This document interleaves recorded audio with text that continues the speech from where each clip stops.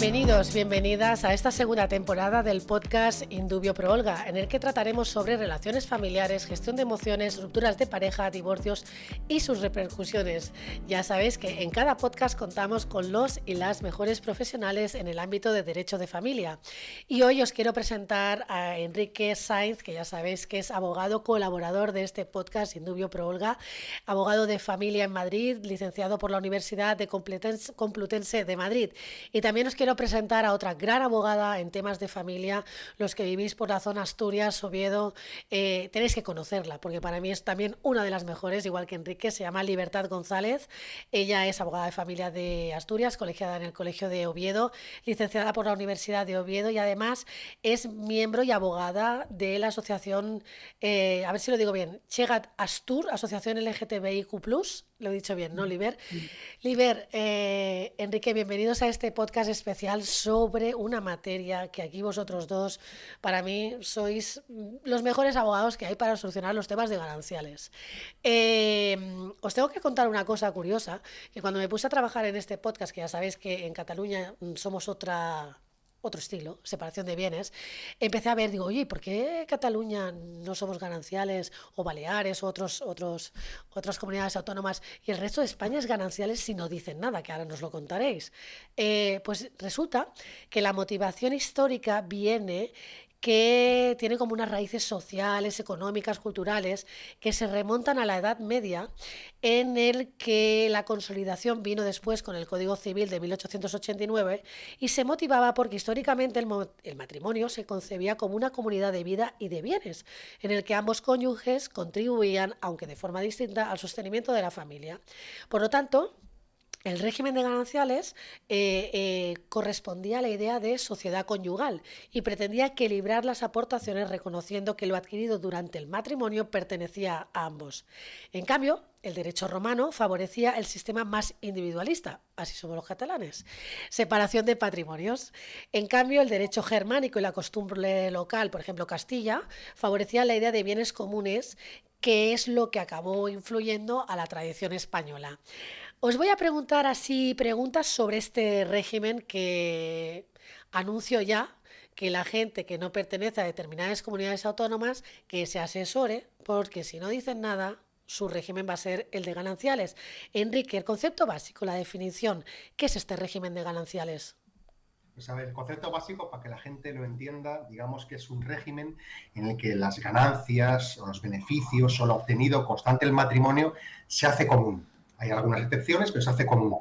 Y esto es importante decir porque hay un error que comete mucha gente, y no solo legos, sino incluso también abogados que no están metidos en materia, es que, como he dicho, se hacen comunes, pero no significa que cada uno tenga el 50% de cada bien. Esto es importante especificarlo, porque la gente se piensa que si constante en una sociedad de gananciales se compra un coche, sea esto, tiene el 50% de ese coche. ¿Se da una cuenta? No. Digamos que es difícil de entender, pero se hacen conjuntos esos bienes y en el caso de un hipotético divorcio habrá que repartir, que se puedan repartir o bien al 50% o con otros porcentajes. O sea, que lo mío es tuyo y lo tuyo es mío y todo es de todos. ¿O hay excepciones? No, a ver, hay algunos bienes que, ya he dicho, constante el matrimonio, lo que adquieres se hace común con algunas excepciones. Es decir, obviamente, si has adquirido un bien con dinero privativo, proveniente de una herencia o de una donación, eso en ningún momento, salvo que voluntariamente tú le des el carácter ganancial, eso no. Pero en general, todo adquirido, el sueldo, pues una casa que te puedas comprar, un coche, abras una cuenta también muy importante. Uy, que estamos preocupando ya. Hombre, el tema de las cuentas lo digo porque hay muchos clientes, y Libertad seguro me lo podrá corroborar, y dicen, no, la cuenta la abrí yo a mi nombre. Sí, bueno, pero si la has abierto constante en las sociedades gananciales y has metido tu sueldo, aunque sea tu nombre, es ganancial. Liber, ¿qué es esto de los gananciales? Bueno, yo, todo lo que ha explicado él, yo hago un ejemplo siempre a mis clientes cuando vienen y yo les digo, vamos a ver, vosotros tenéis una olla en vuestra casa, vais a hacer un cocido de garbanzos, ¿no? Echas el tocino, echas los garbanzos, las patatas, las verduras. Bueno, pues esos son los gananciales. Yo tengo una olla donde todo lo mezclo y todo es de todos. Vale. Pero yo tengo derecho sobre todo. No es que lo puedo partir a la mitad. Eso es cuando lo liquido. Mientras estoy en gananciales, es una gran olla llena de producto.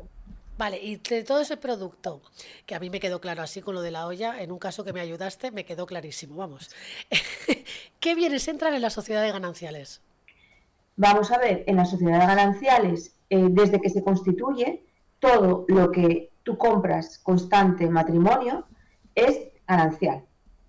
¿Qué pasa?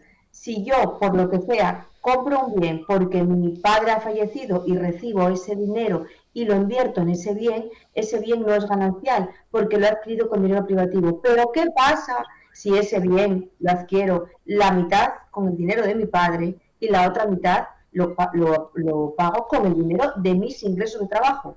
Ese bien, la mitad es ganancial y la otra mitad es privativo, porque yo he pagado solo una parte. Y ahí vienen muchos problemas a la hora de liquidar los bienes gananciales. Enrique, a diferencia, ¿qué son los privativos? A diferencia de los gananciales, porque me parece que poca cosa hay privativa. Pues privativos podrían considerarse, por ejemplo, los bienes que ya tienen los cónyuges antes de casarse. Antes, durante el noviazgo, no, ¿eh? No, antes de casarse, los adquiridos constante el matrimonio con dinero privativo. Por ejemplo, si yo tengo el ejemplo que he puesto antes de la casa, si yo me compro un coche, porque en la casa que no sea vivienda familiar, porque eso tiene esto ya sabemos que tiene otra cosa distinta, pero un coche, yo me compro un coche con dinero proveniente de una herencia, ese coche no va a ser nunca ganancial, salvo que voluntariamente tú quieres decir, oiga, es ganancial. Luego también los daños y perjuicios también se pueden considerar. Pues eso, básicamente no son muchos más. Si hay un ejemplo también que también da muchos problemas, el ejemplo que constante es libre también, es el tema, tú puedes tener un bien privativo. Pues, por ejemplo, una casa, heredas una casa, esa casa es privativa, pero ¿qué pasa si esa casa está alquilada? Y pone el alquiler. Claro, la vivienda es privativa, pero los alquileres no. Y eso sí que da muchísimos problemas. ¿Cómo? O sea, yo tengo una casa heredada, pero el alquiler entra dentro de mis gananciales. Exactamente. Son frutos. Lo dice el Código Civil. Los frutos. Frutos, intereses o rendimientos. Son gananciales. Y el despido, por ejemplo, que esto hubo Ganancial. Pero un despido que en la indemnización por despido puede tratarse de una indemnización por despido en la que, aparte del despido que sea improcedente o procedente, por ejemplo, reciba una indemnización por daño moral, un tema de acoso. Ese dinero es privativo. Vale. La indemnización sí, pero si él recibe un dinero a mayores por esos hechos, eso es privativo, igual que lo es cuando yo tengo un accidente de circulación, tengo unos daños personales, recibo un dinero, ese dinero es privativo. Y ojo, las deudas. Las deudas que se adquiere durante el matrimonio. Durante el matrimonio, ganancial. Y no puedo decir, oye, yo no sabía que mi ex estaba comprando esto en Carrefour, por ejemplo, y que tengo una deuda de 80.000 euros. Es verdad que las deudas hay que especificar. Es verdad que, por regla general, las deudas contraídas durante las gananciales se consideran gananciales. Ahora bien, no es lo mismo una deuda contraída en interés, por ejemplo, de la familia. Pues yo con una deuda, pues para poder alimentar a la familia, para poder viajar, o una deuda que has contraído tú a tu suerte y riesgo sin consultar con el otro y es muy elevada. Entonces sí, hay que especificar entre uno y otro. Vale. Que también da muchos problemas también. Nada, problemas, porque el tema es que sí es ganancial, porque eso, lo típico es, yo los préstamos que mi marido tiene en CTLE no son míos, porque no los firmé. No, mire usted, CTLE es de esas gananciales, cada vez que él firma un préstamo de 3.000, 4.000, 15.000, es la mitad de cada uno. Eso es así, no hay discusión. ¿Y entonces cómo se administra este patrimonio? Porque, no sé, uno de los cónyuges puede estar allí haciendo sus gestiones sin saber el otro. A ver, normalmente la administración de los bienes comunes es, como bien dice su nombre, común, como respondo a los dos. Es decir, no se puede vender un bien, hipotecar un bien, ceder un bien. No se puede, pero no significa que no se haga, que alguna se haga, sin el consentimiento de ambos. Es verdad que hay excepciones. Por ejemplo, puede haber casos que no sea el primero ni el último, de que ha habido un poder, que es decir, constante el matrimonio, uno de los cónyuges ha otorgado un poder al otro para poder administrar los bienes, para poder venderlo, o bien porque lo marca la propia ley. Yo pocas veces lo he visto, pero no es la primera vez también que se ha pedido judicialmente que se otorgue la administración de un determinado bien ganancial. Otros que luego lo concedan, pero legalmente puede ser también esa opción. Vale, y entre que la pareja decide separarse, estando en gananciales, y llega la demanda, puede pasar 1 año, 2 años... ¿Todo ese periodo también es ganancial? Ganancial. Y si el otro en ese periodo... Se da mucho. Yo he tenido un supuesto de una persona, era un marino, Entonces él se inició los trámites de divorcio, yo era la abogada de su mujer y él decidió, por su cuenta y riesgo, sacar de la cuenta ganancial su nómina, una nómina que superaba los 5.000 euros. Entonces, desde que se inició el trámite hasta que firmamos el convenio regulador de divorcio, habían transcurrido 7 meses. Había meses que tuvo paga extra. Estábamos hablando de un importe de casi 60.000 euros y según él, incluso con la otra, su representación también, que ese dinero era privativo y yo no, vamos a ver. Y me intentaba justificar que había gastado 60.000 euros en comidas y en ropa para él. Claro, son estas retiradas de dinero en efectivo de la cuenta en común que nosotros es complicado de gestionar a nivel de separación de bienes, claro. Pero, por ejemplo, Enrique, si durante 5 años una de las partes ha estado haciendo estas retiradas de dinero, después en la liquidación, que ahora hablaremos lo que es, ¿se puede tener en cuenta que no me has justificado dónde has enviado ese dinero? A ver, sí se puede, pero acá hay un problema también, porque siempre se pregunta, cuando tú procesas un procedimiento de liquidación de usos gananciales, ¿hasta cuándo puedes reclamar los derechos de reembolso? A ver, no hay un artículo como tal, es verdad que depende de los tribunales. Yo, 5 años, a lo mejor una retirada de efectivo que gastó hace 5 años, me puedes reclamarlo, también va a depender del importe. No es lo mismo una retirada de 1.000 euros, que a lo mejor de 350.000 euros o de 150.000 euros. Vale, ahora pero si son en 30 días retiradas de 1.000 euros. Claro, por eso digo que muchas veces va a depender del juzgado, que por pedirlo sí, de hecho, si depende a quién defiendes, pues obviamente sí, un derecho de reembolso, o a veces cuando no lo sabes a ciencia cierta, pues tú pides en movimientos bancarios, pero que a veces los jueces te dicen, ha pasado mucho tiempo, mire, yo no voy a aceptar un derecho, una retirada que se produce en 6 años, pues no la incluyo como derecho de reembolso. Claro, por eso digo que es que desgraciadamente es como todo, y como hemos hablado muchas veces en ese programa, depende del juez que te toque. Así y el depende. Nuestra frase es el depende. Quería añadir yo que de otro tema que tuve. Premios de lotería. Eso también hubo una sentencia. Estaba haciendo las medidas provisionales previas en un procedimiento de divorcio. El procedimiento judicial, o sea, el día de la vista era, pongamos, el 6 de junio, y a este señor le toca la lotería. Y le toca, supuestamente, en la sede judicial dice que le tocó un décimo, en la prensa salía todo contento diciendo que le había tocado 4 décimos, y ahora que estoy en liquidación, él recibe en su cuenta 580.000 euros. Él dice que ese dinero no es ganancia. Pues ese dinero sí es ganancia. Porque no estaba hecha la separación vía judicial. Claro, es que es lo que hemos dicho, porque una de las dudas principalmente es cuándo se disuelven las sociedades gananciales. Si nos atendemos al Supremo, exactamente, es no con la sentencia de divorcio, con la firmeza. La firmeza de la sentencia de divorcio. Es una discusión que he tenido alguna vez yo. Es verdad que hay una excepción que es muy difícil se dé, que es que a veces en algún supuesto y con algún requisito que hay que cumplir casi a pie de la letra, con la separación de hecho. Es decir, ¿podría producirse la disolución con la separación de hecho? A ver, tiene que cumplirse unos requisitos muy fijos y aún así tampoco. Es decir, bueno, el Supremo dice que no, ¿eh? No, pero por eso digo, bueno, pero es verdad que era un juzgado admitido si llevan 2 años, 3 años, no viven juntos, economías separadas totalmente. Hombre, no, pero claro, aún así es muy difícil, porque generalmente desde que él o ella se va de casa, o no se va de casa, pero desde que deciden separarse hasta que ocurra este divorcio, tampoco pasa muchísimo más tiempo. Es decir, casos de que viven separados sin regular nada y luego se divorcien tampoco son muy comunes. Entonces, que nos esté escuchando y vea que está en gananciales. ¿Esto se puede cambiar? ¿Se puede hacer unas capitulaciones o es mejor hacerlas antes del matrimonio o en medio del matrimonio? Enrique y Liber. Enrique, ¿cómo lo ves? Y luego Liber. A ver, generalmente, primero hay que decir que muchas veces mucha gente no sabe que está casado. Es decir, yo a veces cuando veo un cliente, ¿en qué estás casado? No lo sé. ¿Por qué? Porque me ha dicho, porque salvo Cataluña y alguna comunidad más, si te casas en gananciales. Pero ¿qué pasa de repente si, por ejemplo, estás en Madrid y, oye, yo me voy a casar, pero no quiero estar en gananciales? Pues entonces lo que tienes que hacer es acudir a un notario. Esto es muy importante. ¿Abogado? ¿Y luego al notario con el abogado? Al notario, pero o al notario directamente, pero hacer capitulaciones matrimoniales, pero reitero, es muy importante porque no va en un documento privado. No va a decir, bueno, firmo un documento con mi futuro contrayente. No, tiene que ser ante notario, en el que otorgas pues capitulación, es decir, que a partir de la fecha en que me voy a casar, si me voy a casar el 5 de enero, pues a partir de esa fecha estoy casado en separación de bienes.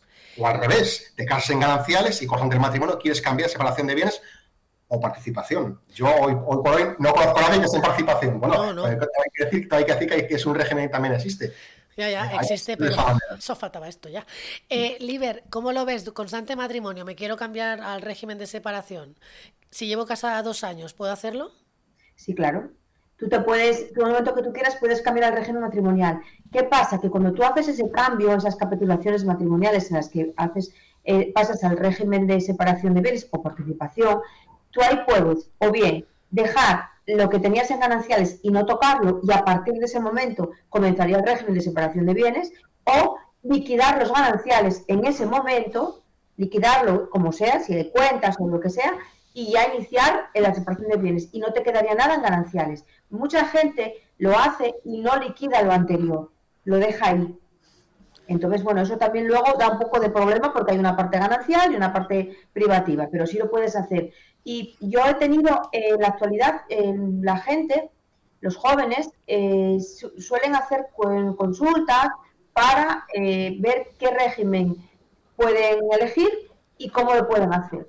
Antes la gente no preguntaba, ahora sí vienen a consultar, oye, mire usted, me voy a casar, ¿qué régimen me interesa hacer y cómo lo tengo que hacer? Que puede ser antes, como bien dijo Enrique, o puede ser después del matrimonio. Enrique, y si, me quiero separar, ¿cómo puedo yo disolver esta sociedad? De liquidarla como tal, es decir, en el momento que te separas, te divorcies como tal, pues hay 2 opciones. La opción recomendable, que es de mutuo acuerdo, que digo recomendable porque es lo mejor, llegas a un acuerdo, o la opción larga, que es acudir a los tribunales, y digo larga porque desgraciadamente un proceso de liquidación de las sociedades gananciales, si no hay acuerdo hasta el final, contando posibles recursos, pues puede durar más de 4 años. Y no exagero, cuando digo puede durar más de 4 años. Porque ten en cuenta que no es un proceso rápido, es un proceso bastante largo, porque primero es una primera fase que es lo que llaman formación de inventario. Eso, la formación de inventario, ¿cuánto puede durar?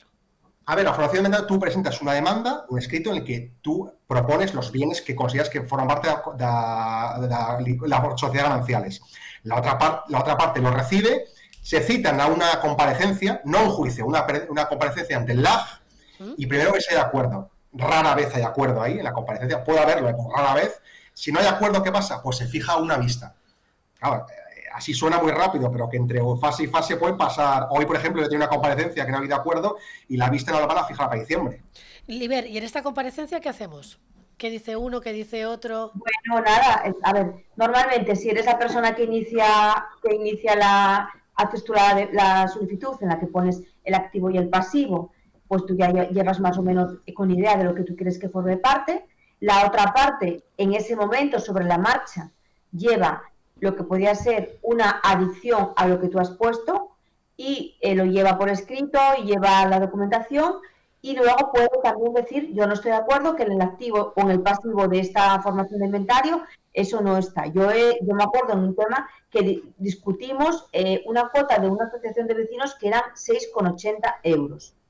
¿Qué pasa? Ahí no llegamos a ningún acuerdo. Pues mira, pues yo quiero que en el activo se quite el punto 1 y yo quiero que lo que tú me dices a mí no me sirve. Entonces ya te vas a esa citación que, como él bien dice, hay veces que tarda más de 3, 4, 5 meses para que tengan un procedimiento. Es un juicio verbal puro y duro. Y el juicio verbal... Y ahora, que me he olvidado... Y tienes todo eso. Y yo, por ejemplo, yo tengo un caso en el que yo he solicitado la inclusión de unas partidas, de unas cuentas, que es otro caso de otro marino, aquí hay mucho marino, hay otro marino que mi clienta nunca tuvo ni cuenta ni nada, se casó con él, las cuentas las tenía él en gananciales y yo solicité la inclusión en el activo de todas las cuentas. ¿Qué pasa? Él me da un saldo a la fecha de la firmeza de la sentencia de divorcio, pero yo no sé lo que había en esa cuenta el día del divorcio, ni una semana antes, ni un mes antes.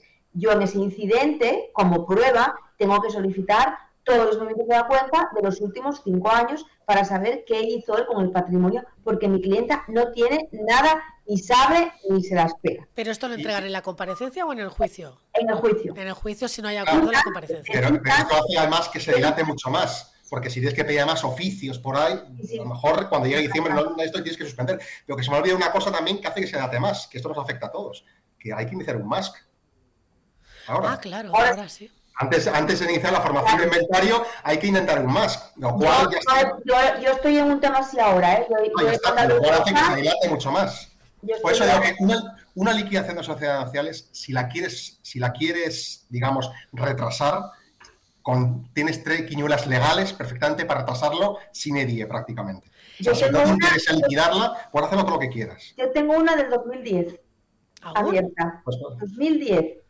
Y había además había unas vacas que el señor las llevó al matadero y tengo un perito para tasar el valor de las vacas en el año 2010. Pues ya veremos. Okay. Y hablando de casos prácticos, ¿qué problemas son frecuentes en esta liquidación que estáis comentando? Por ejemplo, las vacas, en este caso, las nóminas de uno y de otro. Imagínate que uno no ha ganado nada y el otro ha ganado mucho. Estas nóminas durante los últimos 5 años, imagínate que alguien que gana 100.000 euros cada año, ¿qué hacemos? Porque no sabemos dónde está ese dinero. Nada. A ver, es decir, las sociedades gananciales tiene cosas buenas, pero bueno, al final se hacen comunes. Comunes me refiero al sentido de que si uno no ha ganado nada y otro ha ganado esto, pues ajo y agua, como quien dice el refrán. Y si lo tiene en otra cuenta, da igual. En otras 5 cuentas, da igual. En una cuenta no sé dónde, da igual. Es dinero ganancial. Yo solo tenía, en eso de las cuentas, a ver, no son todos los casos y a lo mejor no todos los oyentes van a existir en esa situación, pero sí puede haber casos cuando tienes dinero, esas cuentas en paraísos fiscales.